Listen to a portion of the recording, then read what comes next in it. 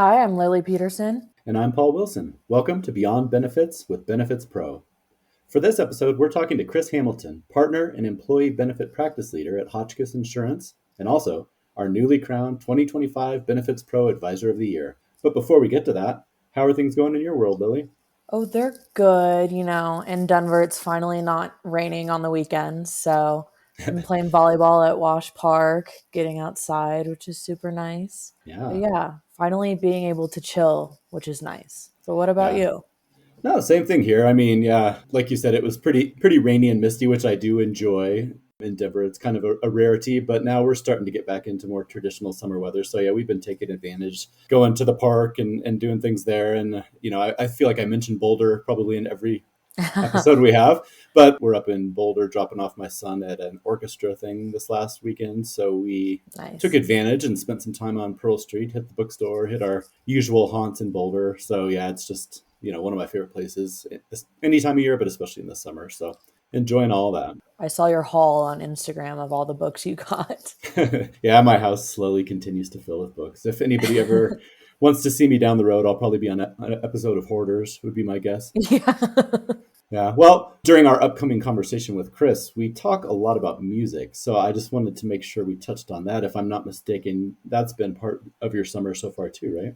Yes, I just saw Coldplay with my boyfriend. It was obviously amazing. I mean, Chris Martin is so good at what he does, and I grew up listening to Coldplay. I called my dad about it, and he was like, "Stop going to my concerts. What are you doing? Like, I'm sick of this."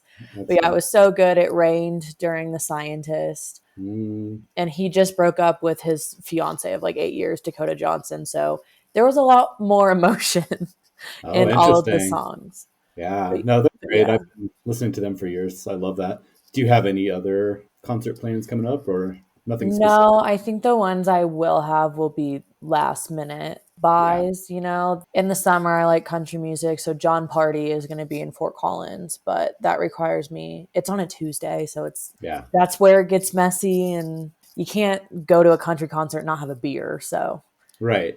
Yeah. but You don't want yeah, to do that too much on the school night. yeah, Well, that sounds exactly. good. But yeah, I know you have a bunch of stuff coming up. Yeah, I mean, I do. For one thing, on the small scale, our local community does these summer concerts, which are just really fun. They're very casual. It's just cover bands, different ones each week. And so, Yeah. most recently, we went and saw a Madonna cover band, which was really fun, and just seeing all the, everything from little kids to like not so little kids down there dancing. It was pretty fun to see. Yeah. And so we have one of those once a week. We don't hit all of them, but it's just a fun way to go, hang out on a Thursday night. But yeah, I have a couple of other ones coming up. We're going to go to Red Rocks in July to see Beck with the Colorado Symphony Orchestra, which I'm Nice. really excited about. I've been a Beck fan forever, but I like all of his stuff, but I tend to like his slower instrumental stuff like Sea Yeah. Change. And so I'm thinking with the orchestra that'll kind of lend itself. Yeah, that's going to be Now, really nice, especially at Red Rocks too.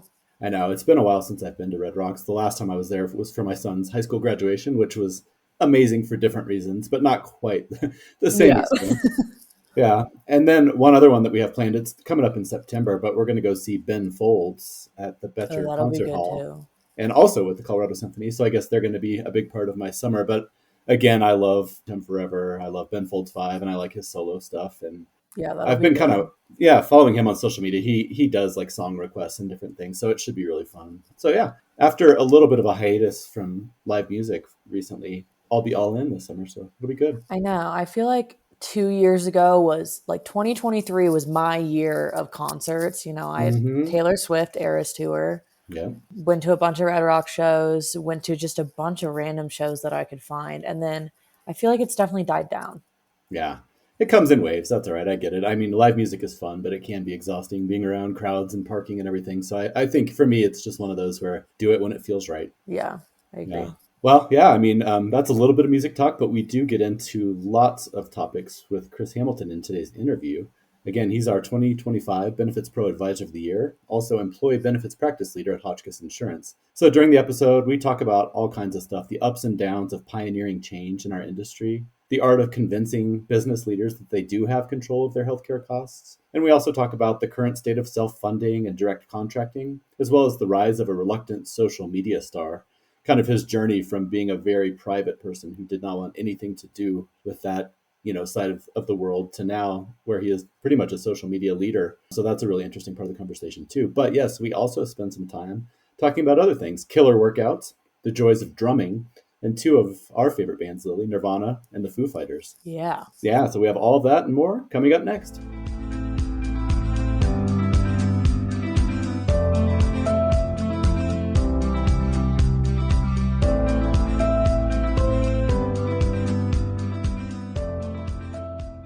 Joining us today is Chris Hamilton. Welcome to Beyond Benefits, Chris.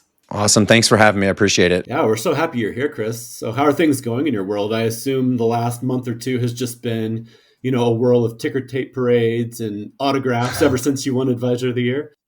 Yeah, it's been definitely busy. Just the last couple of months with, renewals and then the conference schedule and just working with clients and just doing the day-to-day life. It's been busy for sure. Yeah, well, I'm glad. It was so nice to get a chance to, meet you in person more at the expo and get a chance to chat with you on stage. And yeah, congratulations again for winning Advisor of the Year. I loved your speech. It was so gracious to the other finalists. And it was just wonderful to have a conversation with all of you who are leading, our industry in the right direction. But yeah, any initial thoughts or takeaways over the first month or so of being the Advisor of the Year? How's it going?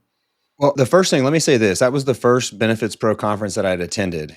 And I attend a number of conferences every year. And I have to tip my hat to you and the team at Benefits Pro. That was an amazing conference. It was very well curated, tons of people, incredible content, and it was really fun to be able to meet so many other top-notch advisors. It's hard to curate an experience like that, and so I just tip my hat to you and the Benefits Pro team. That was an incredible conference. So anybody that's not attended, I highly would recommend it. Yeah, I appreciate that. It's been great to kind of watch the community grow, because I appreciate you, giving a shout out. Our team, there's the whole team of people who do a great job of putting it together, but beyond that, just the attendees themselves are the people who bring the energy and the knowledge. So yeah, thank you. But again, I think a lot of that credit does go to all the people who attend. But it's been so fun to watch that community grow and evolve, and just to see the conversations taking place in the hallways and, over dinner and things like that. It's a great time. I love it every year. Yeah, it was awesome. Yeah, well, thank you. Well, for those that aren't familiar with you and your company, can you give a little background of yourself, your company, and kind of what you do on a day-to-day basis? Okay, big question. So I've been in the industry a little over a decade. I think I'm going on my 11th or 12th year. I'm not counting anymore at my age, but I started in corporate finance and, really started cutting my teeth working with mid-market businesses, primarily with CEOs, CFOs. And in that time is when the Affordable Care Act was passed. And I had actually worked with a couple of different brokerages. One is a really large national firm that was going through this period that we all know is going on and still going on, is this consolidation, mergers and acquisitions. And they were raising capital to continue and expand that strategy. And a lot of the institutional markets were concerned that the Affordable Care Act was going to have a pretty negative impact on brokerage earnings. And meeting with these brokerages and learning about, you see at an enterprise level how brokerages make money, but you don't really understand what does that mean to the end client. And they'd actually made this presentation explaining how the Affordable Care Act was actually going to be a really big boom. It's probably a once in a lifetime boom to the brokerage industry. And it actually really made sense. It was government mandated that everybody had to offer health insurance. Employers had to offer it or pay penalties. Employees had to buy it, or at that time, pay a penalty for being uninsured. And so it was going to drive this massive demand for health insurance. And on top of that, the insurance companies were no longer able to put lifetime maximums or limitations on coverage. And so it was going to cause health insurance to go up in price. And therefore, it was going to increase earnings for these brokerages. And I thought to myself, wow, okay, that makes a lot of sense. And at the same time, looking at how brokerages make money, big component of their net earnings is carrier bonuses, which is driven by retention of business and growth in new business. And to me, in my mind, as I looked at just the 30,000 foot level, I thought, man, that kind of seems a little bit like a conflict of interest. I'm interested now in health insurance. And just to give the listener a little bit of background on my experience with benefits up to this point, I was the guy that called friends that were benefits brokers when open enrollment came around to help me figure out what insurance plan I should buy. So, and that actually plays into how I advise clients, because I know what it's like to get a huge booklet at open enrollment and not be able to make heads or tails of what I should be doing. How does it work? Every year, my friends had to explain to me the difference between a deductible and out of pocket, what an HSA is. And it's like, is this really what I should be doing? So I'm coming into learning about health insurance and health care. They're two separate things, right? From that stage. And as I start peeling the onion back, I realized there's something bigger here. And I started asking my finance clients, how do you manage health insurance? I'm looking at your financial statements and it looks like the cost goes up every single year. Some years it's a 10% increase, some years it's a 15 or 20. And mind you, some of these are pretty large mid-market and national companies. And the CFOs and the CEOs really answered the question to a T similarly. It was a head scratch and there's not really anything you can do. It's whatever the carrier and the broker bring us at renewal and tell us it's going to be. And, perhaps we shop the market, we look at other carriers, but we always budget an increase and we just cross our fingers and hope that the renewal comes in somewhere in line with that increase that we budgeted. Some years it does, some years it doesn't. And I thought to myself, these companies, some of them are really sophisticated. They've got ways that they're hedging their material inputs. So one of my biggest clients, plastic is an input to what they manufacture. They had a way to manage that cost 2 and 3 years ahead of time because they were hedging it. But when you look at their financial statements, they were spending more on healthcare than they spent on plastic. And so I asked the CFO the question, well, wouldn't it make sense to try to take some approach to similar how you're managing your input costs for your product to healthcare? And he said, that is not how it works. There's not any way you can do that. And I thought to myself, well, if there was a way to do that, would you be interested in it? And he said, yeah, if somebody could figure this out, we would definitely have an interest in that. And so that's what sent me down the rabbit hole to figure out why do health insurance prices continually go up every single year? And when you look at it, the way the system is designed, it's almost like the fox guarding the hen house. The system profits the more we pay. And they've got pretty onerous, but it depends on your perspective of it. But a lot of people would say the carriers make money in ways that are misaligned with what clients ultimately want to achieve. There's monetization that happens in their ecosystem that they own. So a long way around the barn, as we'd say here in Fort Worth, is that was the impetus to change careers. There was a couple things I thought. If I could figure this out, I could create a good business that allow companies to do something good for their businesses, which would in turn allow them to do something good for their employees, which is a little bit different than the typical renewal cycle that employers go through where costs go up. We shift costs to employees. We buy less insurance. Employees pay more out of pocket, and they pay more in deductibles and out of pockets when they go get healthcare.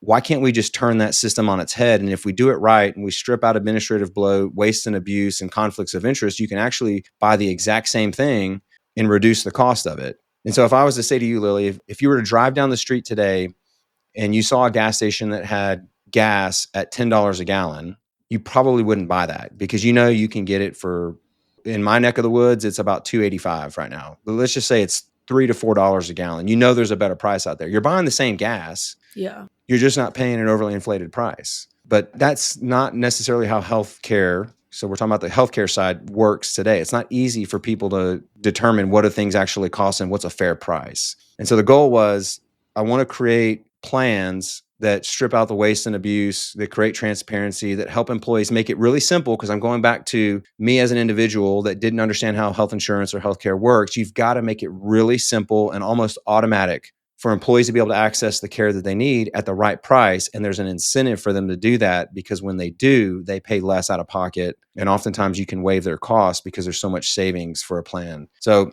that leads me into getting into the business. I joined a small boutique firm here in Fort Worth, worked with them for a few years. And I would describe it as it was a really good learning opportunity for me to get my hands dirty on the business, figure out how things work, test some ideas. But I really wanted to grow this into something bigger where it was really what we focused on versus bolting on to a legacy benefit shop that's kind of doing business the traditional way. I think that's an Achilles heel of many legacy brokerages in our industry. And what I mean by that is if I'm a national firm or a large regional and I've got a massive book of business with one of the traditional carriers, I'm already participating in premium lift. I get compensated more as premiums rise, either through commission or bonuses.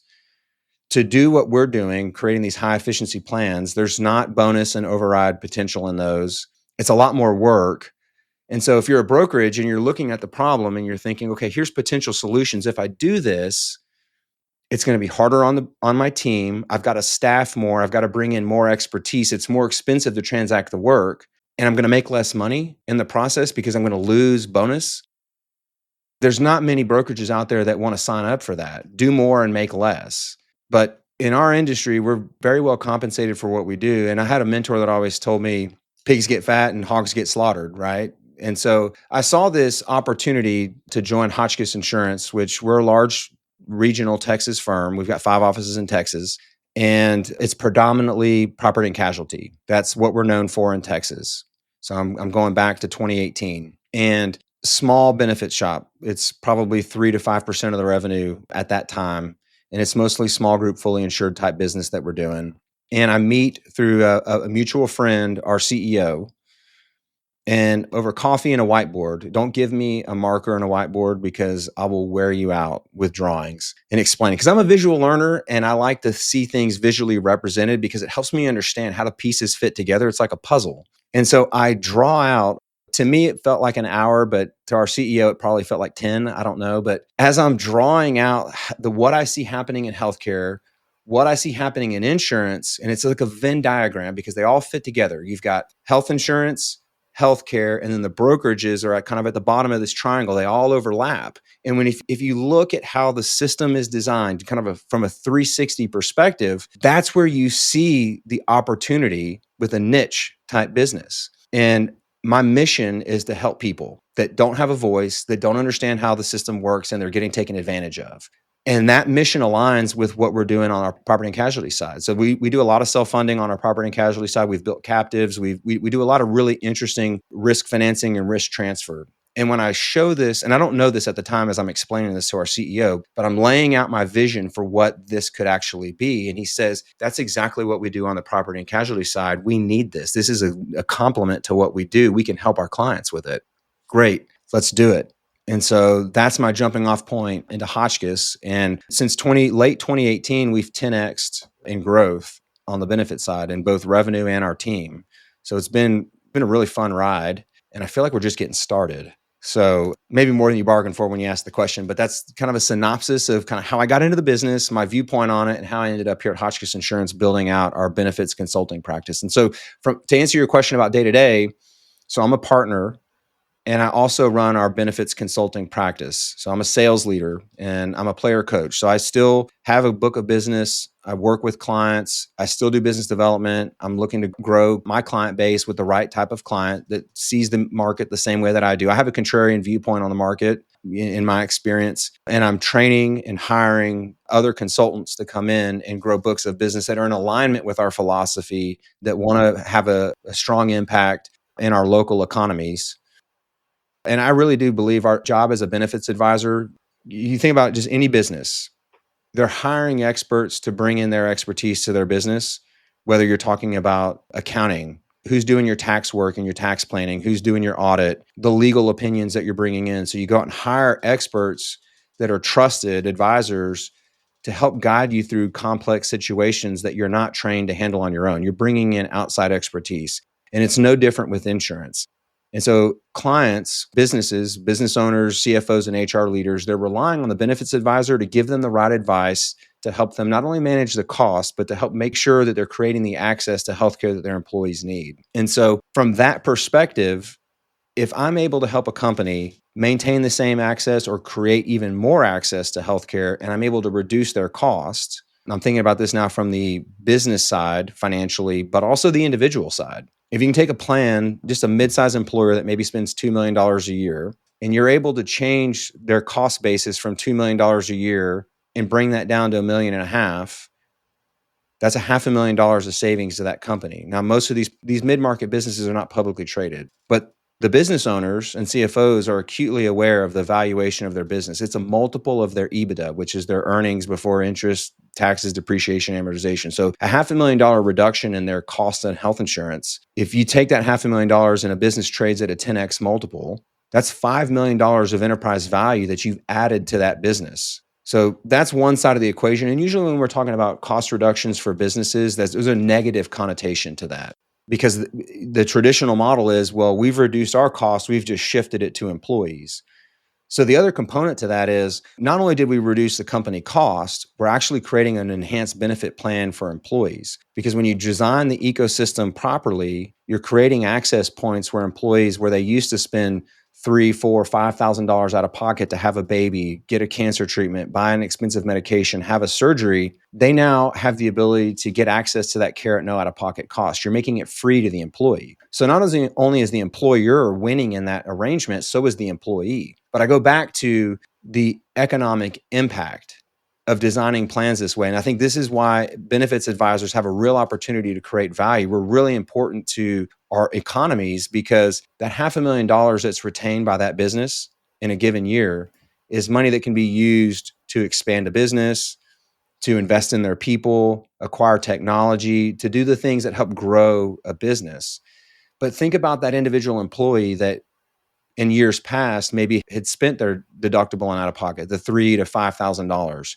Well, they're able to keep that money now. And if I've got an extra $3,000 or $5,000, I mean, we saw this with government stimulus checks, right? I mean, people spend their money. You look at some people, they're living paycheck to paycheck. That's money that they don't have to borrow or forego care. But if they've got extra money left over in their bank account because they didn't have to spend it on healthcare, the employer took care of it for them. That's an extra $3,000 to $5,000 they've got to take their family to dinner, down payment on a car, buy furniture, patronize local businesses, and that spurs economic activity. So at the employer level, but also at the employee level, they're able to reinvest that money in their own local economies versus just giving it to a big insurance company or a hospital system down the street. So there's a lot of benefit to this that I think other benefit advisors really need to be thinking about because it should be our mission. And we have a bigger impact than just placing an insurance policy, collecting a check, and moving on down the road. We have an opportunity to drive systemic economic growth in our local economies. No, I love that. And that was a great answer. I really enjoy the fact that you kind of took it into what the mission is for a lot of advisors, because obviously a lot of people listening here are in that role of a benefits advisor. And at this point in your career, obviously you're a big advocate for self-funding and you've done a lot in that space. But it's been a journey, for you to reach this point, and you touched on some of that here. Can you talk a little bit more about the process of going from kind of the status quo traditional broker to where you are today, but also offer some pointers to people out there in the audience who are maybe at the very beginning of that journey or partway through, because it's not an easy process to go through, I don't think. So yeah, I'd love to hear your thoughts on that and any advice for anybody out there. Yeah, I've got a few thoughts on that. So you're right. It's not easy to make a transition from a status quo plan. And so when I talk about status quo, that may be fully insuring a plan with any of the major carriers, which is the easiest type of insurance to transact.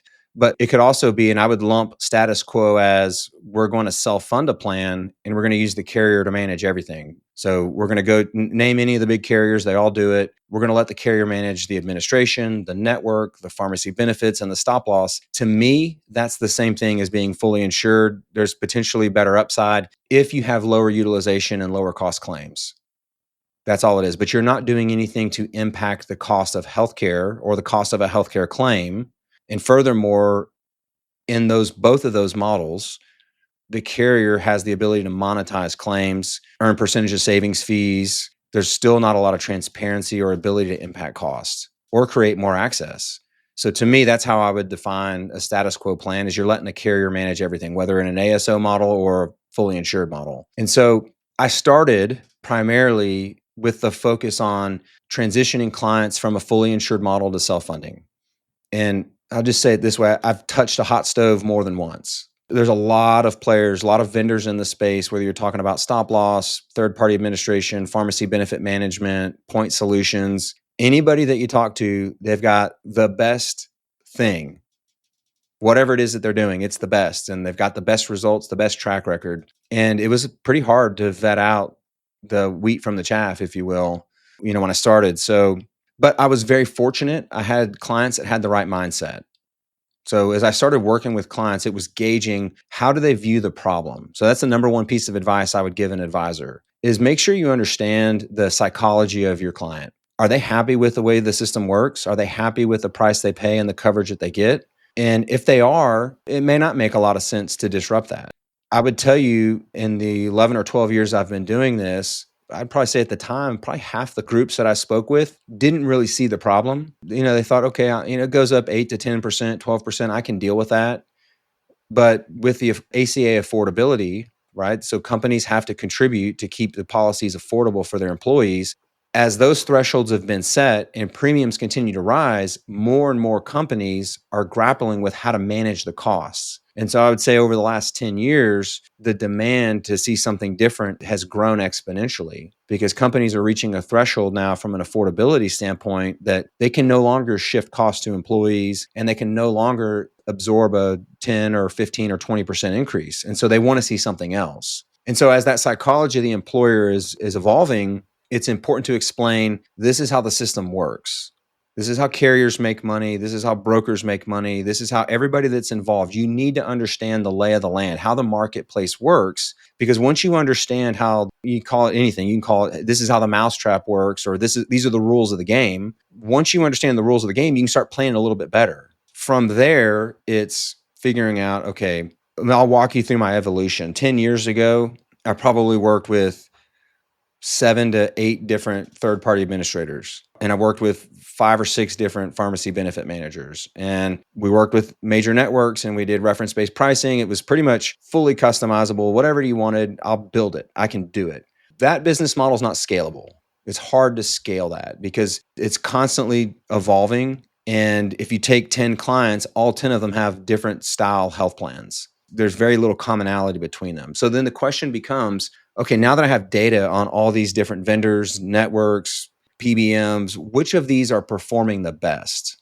And then you narrow that down and it really ends up resulting in, and this is how you scale it, is you work with the ones that work and that product set or the vendor suite is condensed. But to get clients to move into those models, I mentioned it's the psychology of the employer. Are they willing to try something different? And it's being fully transparent at the time. And this is complete transparency here. The first client that I moved into a self-funded plan, I spent my first 2 years meeting with people that I already had relationships with from my finance career. And I told them why I moved into the industry.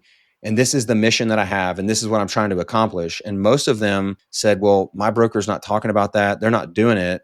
And I just picked up broker record letters. I said, well, if you can do the traditional insurance plan, great. That's awesome. But I'll work with you as you're trying to figure out how to create these solutions. Right. And let's see how it evolves. Okay, awesome. I was thankful for that. But I was probably 60 to 90 days into my career. Fortunately, I had a good mentor. A client that I picked up wanted to move into a self-funded plan. And he looked at me and said, you probably haven't done this many times before, have you? And I was like, no, this is the first time I've done this. But I have a mentor here who's riding shotgun with me, who's going to help make sure that everything works the way that we intend for it to work. But I asked him a question and I just said to him, what do you have to lose versus what do you have to gain? And if this doesn't work, and if it doesn't work, we'll go back. But if this does work, there's huge potential upside for both you and your employees. And so they did it and it worked. And it worked for many years until they ultimately sold that company. And that's the conversation that I had very early on as I was getting into these alternative style health plans is if you can't answer the question, what do you have to lose and be okay with it? But now 11, 12 years into my career on the insurance side, I've got so many client success stories that I can speak with a client with confidence and say, this is what we've done. Here's the data that supports it.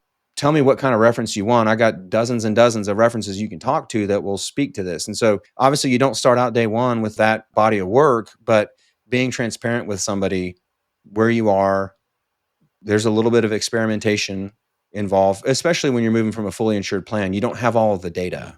You don't know exactly what's driving cost. You don't really know what you're getting into. There's underwriting that can be done to help. And that we've got access to databases now that will help support the underwriting. But just explaining to clients that when you move into this model, we're going to have access to data.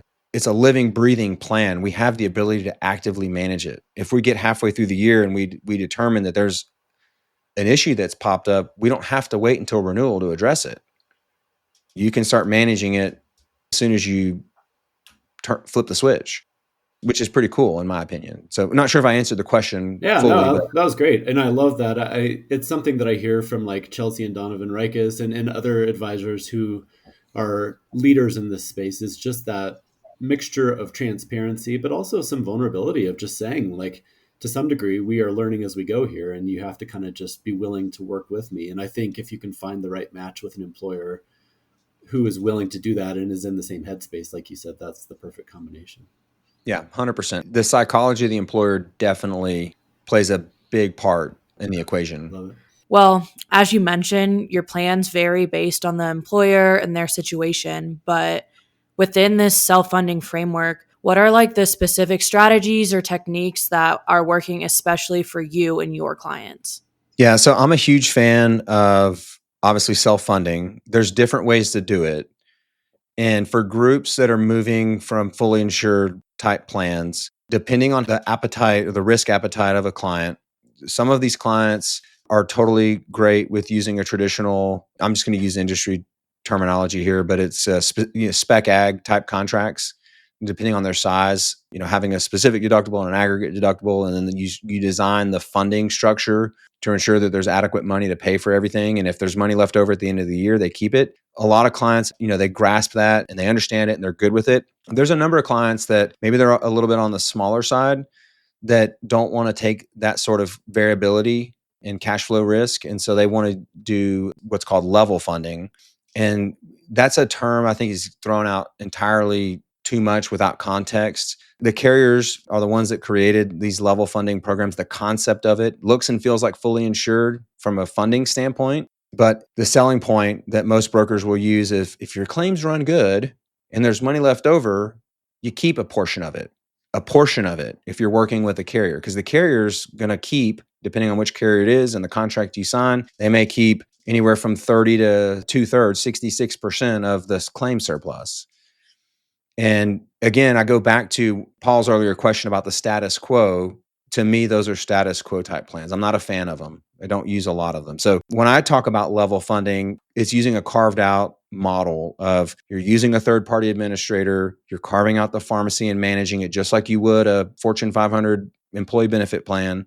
You're inserting the right point solutions to help manage costs. If you were to look at the design of the plan, it looks and feels like a high efficiency self-funded plan, but you're using stop loss that set the thresholds that it's level funded.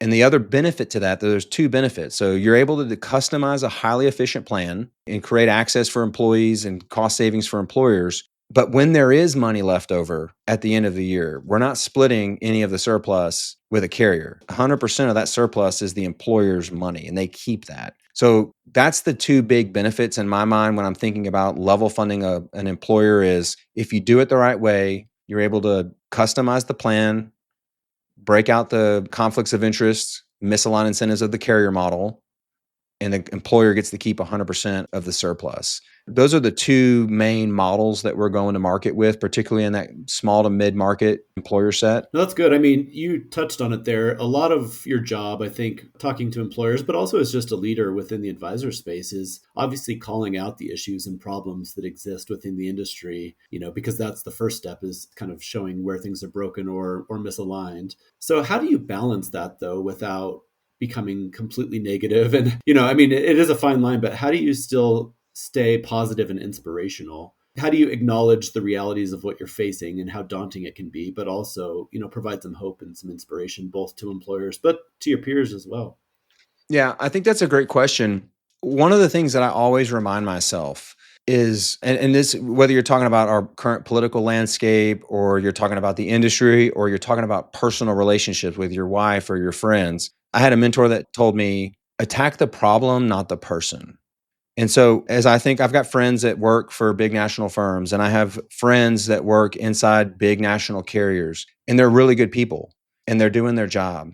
And when I think about the big carriers, there's things that they do very well. There's things in their business model that don't align with my philosophy. I don't think that they're bad people.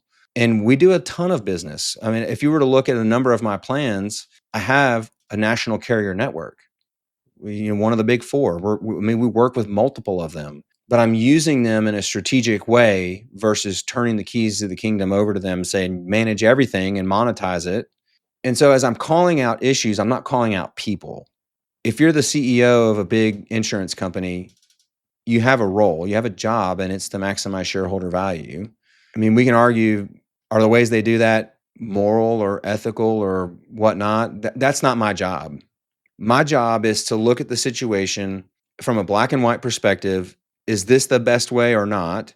And if it's not, what alternatives do I have? And so I'm really looking at the problem from not the personal side of it. It's what is the issue that we have to resolve and what's the best way to do it, and calling a spade a spade. If you're working with a big 3 PBM and they're making spread pricing and keeping rebates, that's not fair. I can call that issue out without naming an individual. Just this is the way I see it. You can look at a company's financial statements, you can look at the design of their business model, and you can see that this is not only from that perspective, but if you've done business with them, you've got the data. You can look at what you pay for things. That's the beauty behind self-funding is you get the claims, and I can take claims from this PBM and claims from this, and what are we adjudicating drugs for, and what are we getting, how much are we getting in rebates from these different PBMs, and it's super clear. Yeah. If you ever do that. No, that's great. I'm glad you mentioned the data, because I was going to say, as you were talking, that's one of the things that was going through my head is this conversation probably gets a lot easier when you can deal with facts, like when you have these numbers that are laid out and you're, like you said, I'm not attacking this person or this company. I'm showing you this is the truth of what is happening. I think data plays a key role in that, I'm sure. Yeah, I think, questions an advisor should ask you, if you're talking about pharmacy benefit management, what's the formulary? What drugs do we cover? What drugs do we not? Why do we not? What do we pay for those medications? And what sort of programming is built into that PBM to support cost reduction, not medication exclusions? I'm not talking about that. I'm talking about, is there a way to access medications at a lower cost? Right. And then, are they making money from prescriptions? Is it a per transaction fee? Are they spread pricing it, meaning they're taking the price of a medication, marking it up for their profit? And how are the rebates structured? And if you're looking at factual data and you can explain to an employer, this is where you're leaking money to a carrier, and if you make this change, this is the programming and cost reduction you would expect without excluding the medications, it's almost a no-brainer. I got asked that question yesterday from a group that I'm trying to work with. They said, well, why doesn't everybody do this? There's two questions. This makes total sense to me. Why wouldn't I do this? But more importantly, why is everybody else not doing this? And my answer is more and more employers are catching on, and more are doing this. This is the direction the market is moving. Yeah, absolutely. I'm seeing that too. Well, kind of going off of Paul's last question, you've clearly spent a significant amount of time, identifying these issues, calling them out, having these conversations within the healthcare system, but also around, hospital consolidation and billing. If you could enact one policy change at a federal level to address these problems, or maybe a specific problem you had in mind, what would it be and why? I have a few in my head. Not real popular with my friends that work inside of insurance companies, but there needs to be reform at a legislative level. And what I mean by that is I think insurance companies' ownership in the healthcare ecosystem needs to be broken up, or there needs to be choice. I'll just go back to how most small and mid-sized businesses buy health insurance. They're buying a fully insured or a carrier level funded plan. And that is forcing them to work with a carrier's PBM that they monetize. That's where a lot of their earnings come from, is the pharmacy benefit management. And you're using their network, their administration, and many of these carriers, they own other parts of the healthcare ecosystem, whether it be physicians or clinics or facilities. And what you see when you look at the data is they overcharge for services to themselves at the insurance company. So most everybody should know this by now. The profit margin of an insurance carrier is regulated. If you're a large employer, if you've got over 50 employees, the insurance company in aggregate of all of their policyholders can't make more than 15%. Small employers, it's 20. Their profit margin is capped. And so if they don't spend the money that they take in premiums, they've got to give it back in the form of a rebate. So insurance companies don't want to do that. That right there is a misaligned incentive. Wait a minute, you're not in the business to try to help lower the costs? No, because if I lower the costs, I don't make any additional profit. So this motive that they have is for premiums to escalate, and they're actually really smart. It's like when government makes regulation, they try to think of everything when they create their laws. But as it turns out, everything's a lot to consider. And so they don't think of everything. And so it makes a lot of sense from a moral standpoint.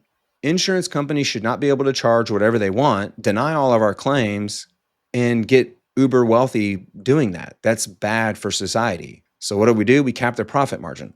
Makes a lot of sense. I get it, right? Okay.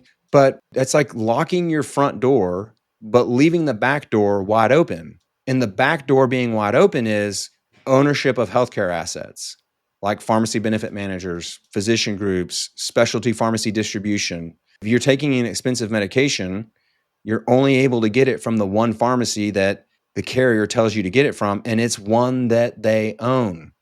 They're determining the price. And why this is a problem is they can charge at the insurance company level whatever they want. They overcharge the insurance company. It shows that they're spending the money. It's used as justification to tell an employer, if they're hearing this, they're probably sat with their broker before and said, well, your claims utilization was high, therefore the carrier's increasing your premium. But what they don't explain is, well, how much money did the carrier overcharge me for some of the services and medications that my employees used?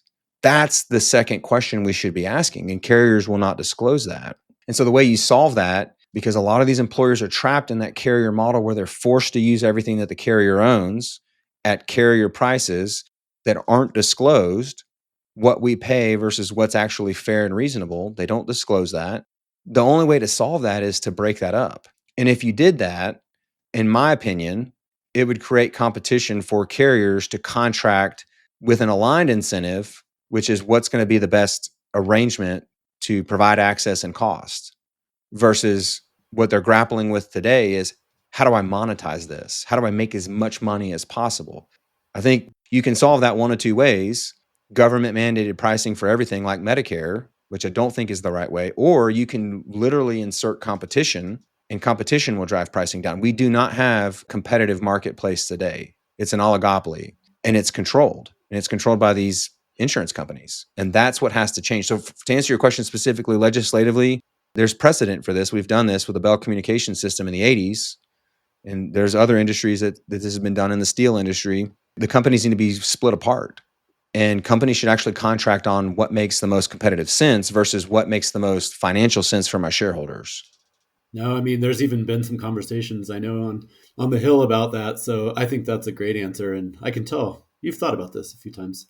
Very impressive. That was a big question that you nailed. So you've embraced social media recently to kind of share, your knowledge and also to challenge the status quo.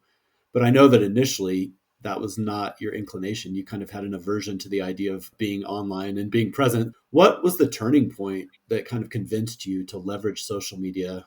I would tell you aversion to social media is probably an understatement.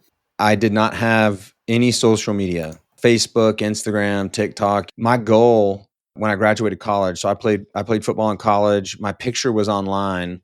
And when I graduated, I asked the school to take my picture down because I didn't want anybody to be able to Google my name and find a picture of me. I wanted to be anonymous. I don't know why. I just privacy and that sort of thing. Yeah. But there were a couple of things that changed my mindset on social media. It's a valuable tool. And so my thought was, I'm meeting with employers that have never heard of this before. It's a completely foreign concept what I'm talking to them about. They're looking at me like I've got two heads. I've never heard this before. It sounds really interesting, but I have no familiarity with it. So my first thought was, if I started creating content, my hope is that employers would see it and then start asking questions, whether to me, whether their advisor, whether they're asking Google, whoever it is, but they're going to start wanting to know, what is it this guy's talking about? How does it work? How can it benefit my business? So it would be a way for me to educate business owners, CFOs, and HR leaders. But the secondary thought that I had was, I don't know everything.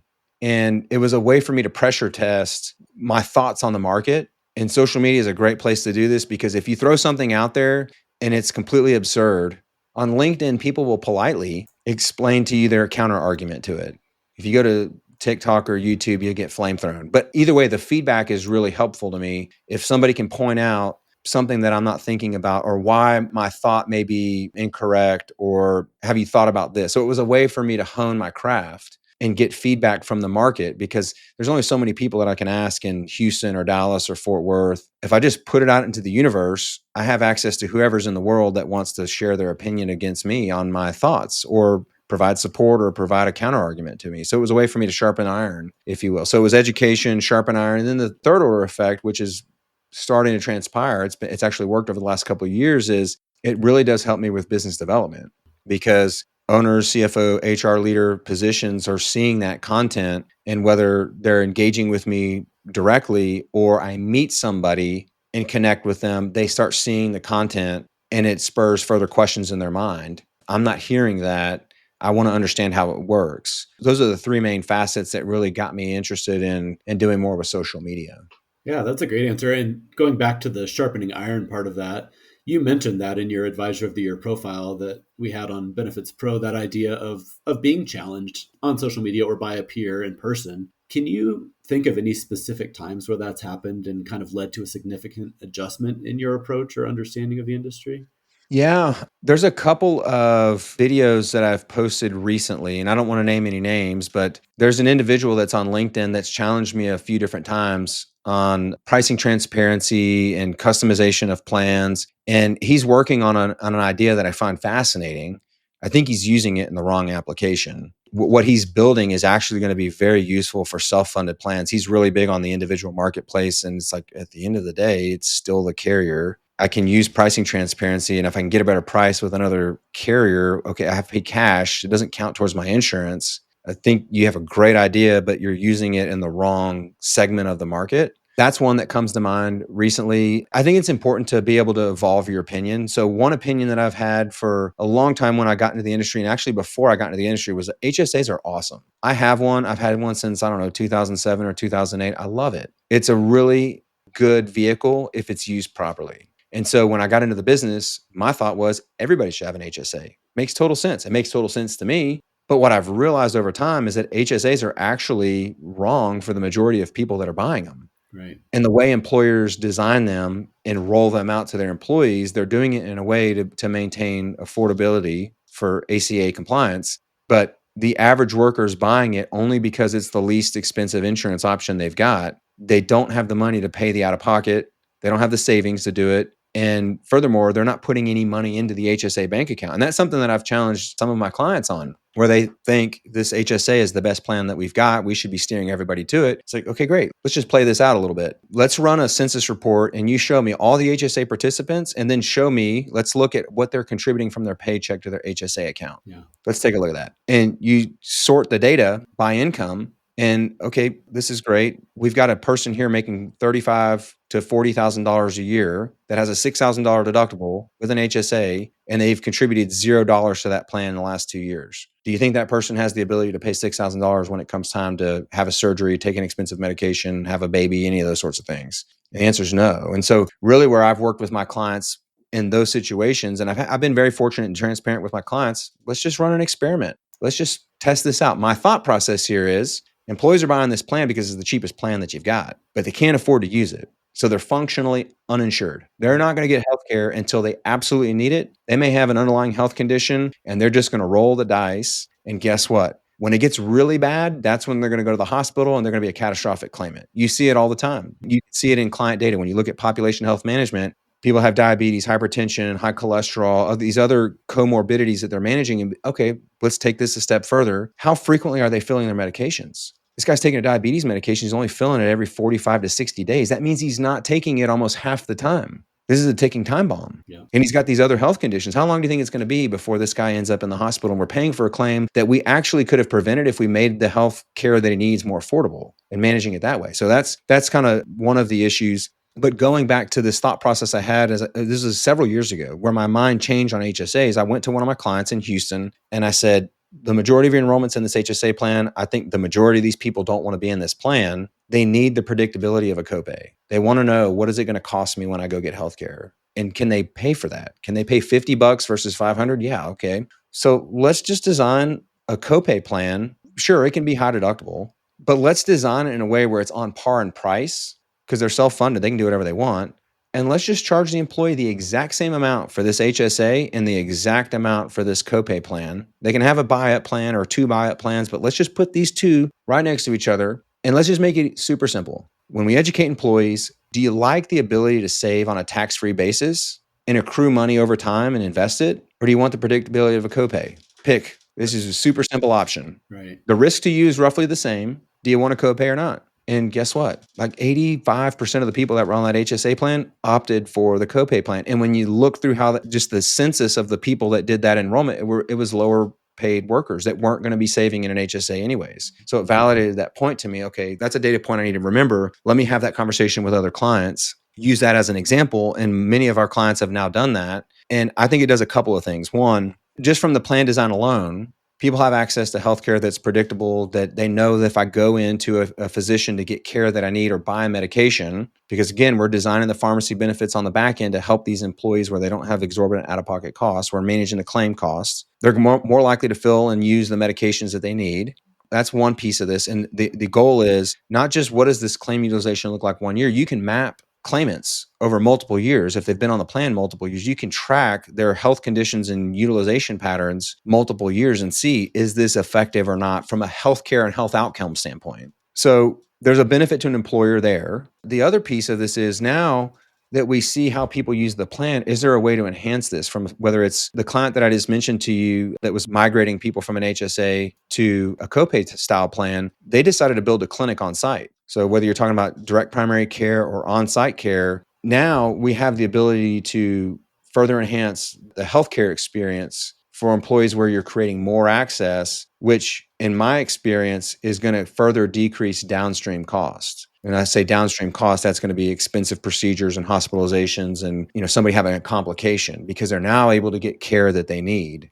That was not the answer to the question that you asked me. No, it was. I mean, you definitely did. You talked about, I mean, that example of an HSA, you had an idea of what it was and then getting some feedback from the industry and it evolving. I mean, no, you definitely did cover it. And then you actually went into very specific reasons why. I just think it speaks to the power of the leading advisors, of having that ability to have strong opinions and to be confident in your choices, but also be willing to take the feedback and evolve, because not only your own opinions, but just the nature of this business we're in with regulations, with the way things are shifting, there's no way you can stay set in your ways and be a good advisor. In my opinion, you have to be willing to change both your own perspectives, but also just to adjust to the realities of the shifting market. Yeah, 100%. And advice I would give to other advisors who are trying to figure out kind of their role, and I train my team on this all the time. There's a couple of things that we absolutely have to be an effective advisor. You got to have the understanding that clients hire you to be led. And I didn't create that saying. I heard that from Jen Walsh. Anybody that knows Jen Walsh, but I truly believe that they hire you to be led. They're not the experts in health insurance or healthcare. They're hiring you as an expert to guide them. And the other piece to that is making recommendations and being able to back those up. I've been in many meetings in my career where somebody will lay out options and then ask the employer, so Paul, what do you want to do with this? What is it that you want to do? Well, that tells me that you haven't properly assessed the client's goals, their risk appetite, and the vision that they have for their plan. Because if you had, when you present these options, you're going to make a recommendation. Paul, I think this is what you need to do, and here are the 3 reasons why. And if that's not acceptable for one reason or another, then your next best option is going to be this. We should be, and we're not ordering clients, we should be guiding them. We should be directing them. This is what you should be doing. And then let them tell you if they're on board or not, versus leaving it up to the client to make sense of it. We should be leading the clients as the experts.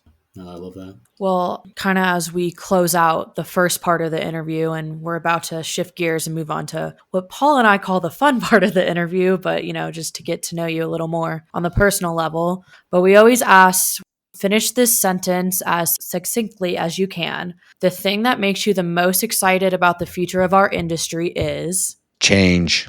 Yeah, that's that was good. very succinct. Yeah. I like it. Change is scary for a lot of people. We're in a period where there's going to be a lot of change, and I think it's going to be good change. People view it as disruptive, and it probably will be temporarily for some. I think it's going to be the most disruptive for the people that need it the most, which is going to be the insurance companies and pharmacy benefit managers. I think that's what we're looking at. But you get diagnosed with cancer, very serious, life-altering diagnosis, and you have a choice. We're going to pump you full of these medications that might bring you to the brink of death, but that is the only way to treat your condition. What do? You're going to have to make some changes and choices, because the trajectory that we're on is, in my opinion, like a cancer. It's growing and it's creating systemic issues to the rest of the body, which is our society. It's our citizenry. 70% of people that are employed in the United States buy their health insurance through their employer.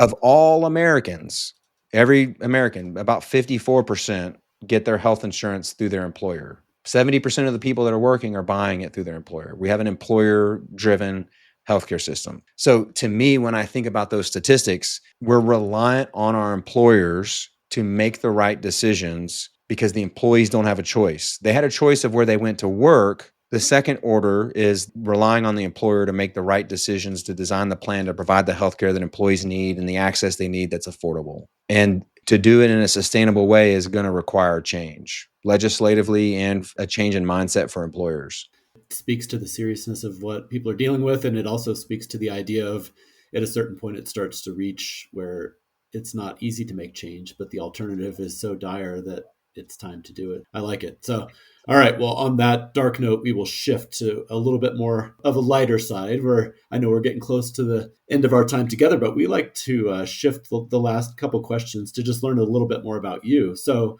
as we touched on earlier, this industry can be pretty rough on people. It's hard to be a change maker. And despite all the exciting things that are happening, it can grind you down. So how do you relax and refresh in your free time? I know you're a drummer, for example, so I assume maybe music plays a big role in your free time.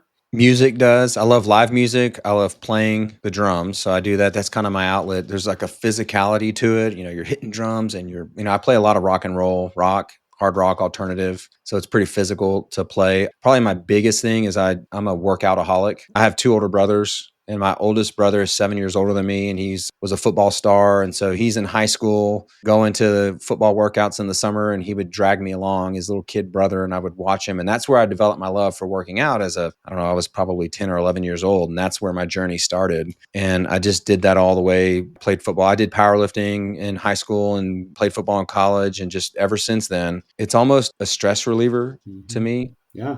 And so that's probably my number one thing that I do to manage stress. And it's an outlet. And I can just let it all go for that hour that I'm doing this. You predicted one of my next questions, so I'm just going to jump ahead to it.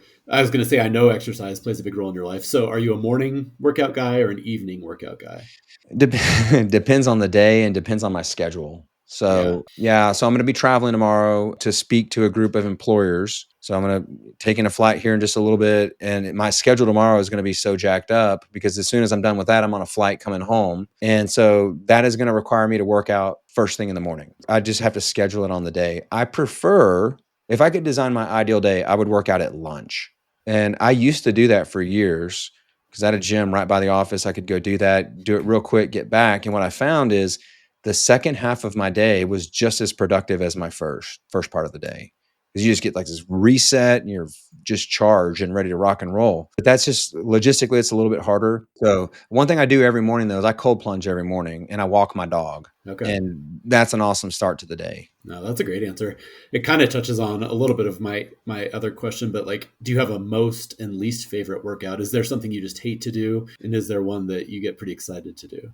People ask me periodically what kind of workouts I do. And until recently, probably the last 4 or 5 years, I had no idea what I was going to do before I walked in. So my thought was, as long as I'm getting into the gym and I'm physically active and I push myself, I've already won. So I just wanted to be active. And so I just kind of made it up as I went. Now I've gotten to a point where I just need to have a little bit more structure. And so I do have more of a structured program. So to answer your question, what I don't like the most, I hate, have you ever heard of a Tabata sprint? I don't think so. Ooh, man. I don't feel like I want to look it up either. It doesn't sound great. It sounds scary. So it's a 4-minute workout. It's only 4 minutes. It's only of sprinting. 4 minutes. I feel like there's an asterisk attached to it. It's the longest 4 minutes of your life. So I do it primarily on a fan bike. I have an air assault bike. Anybody that knows what that is, they know it's a torture machine. This is an old school fan bike, but you can do it sprinting, cycling, whatever, right? You can do it with any kind of exercise, but I do it on a fan bike. I try to do it at least once to twice a week. It only takes 4 minutes. It's 20 seconds of all out sprint, 10 seconds of rest, 20 seconds of an all out sprint, 10-second rest. So that's 1 minute. You do that 4 times. And the first couple that you go through, you're like, oh, this is easy. But once you hit minute 3, you're like, I'm about to die. Yeah. I bet. Oh, But okay. it's you think about health and fitness, right? Strength is a big component of it. You need to be strength training. Cardiovascular fitness is important. So you need to be making sure you're getting cardio. There's different types of cardio. So walking is one. There's big push for zone 2 cardio. That's just for overall, fitness. But we still need to be able to push ourselves to our upper limit. That's like zone 4, zone 5. That's where sprinting is going to come in. A big component that so many people overlook is the flexibility and mobility. So you think about, I'm looking at this from the perspective, I want to live to be 100 if I can, and I want to mow my yard the day before I die. And so what I need to be doing to be able to do that. And the number one thing I see is I've got, aging parents is they're lacking coordination, flexibility, mobility, ability to get up off the ground. So, all those things go hand in hand. It doesn't matter if you're really super strong and built, but if you can't move, I think that's going to be your limiting. One of those 3 is going to be your limiting factor later in life. Yeah, love it. Good stuff. Well, Paul, you got to get on that flexibility training then. I definitely do. Absolutely. Yeah, it doesn't take much. 10 minutes a day. Ask ChatGPT to build you a stretching routine. There you go. Or try yoga. Oh, I love yoga. Absolutely. I'm a big yoga person right now. Oh, yeah? What kind do you do? I like the heated. It's core power. So it's just the simple, just normal yoga, walk through with the heat. And then sometimes I'll do, it's called sculpt with the weights. Oh, yeah? But I like just knowing I can balance, knowing I can, get my leg up higher than last time. I think that's just nice. And then I sweat a lot. So it feels like I'm doing a lot more than I. Oh, yeah. We have a core power down at the bottom of our office. And interestingly enough, my wife is the one that got me into it at Core Power. And Core Power was, I had a hip replacement, and that was what I did to rehab my hip. And it was life-changing. Yeah, and you know what? All the instructors, they go through this intense training and they're so good. And I like how mindful it is as well. Sorry, now this is like a Core Power sponsorship, but yeah, I just enjoy the mindfulness. Go in the morning, get a good sweat and stretch in, and then you're good, for the day. But yeah, okay. Well, we're going to jump back to the music thing because Paul and I are dying to talk about this. Okay. I know you're a big fan of both Nirvana and the Foo Fighters. Paul's a really big Nirvana guy. We always joke that he hired me because I know who Kurt Cobain is. And then I'm a really big Foo Fighters fan because of my dad. I actually just saw the Foo Fighters last year in concert, which was amazing. But will you tell us your favorite song from each band? It's cliche at this point, but I got to go with Smells Like Teen Spirit, Nirvana. But I like Breed. Breed is a good one. That's a power drumming song.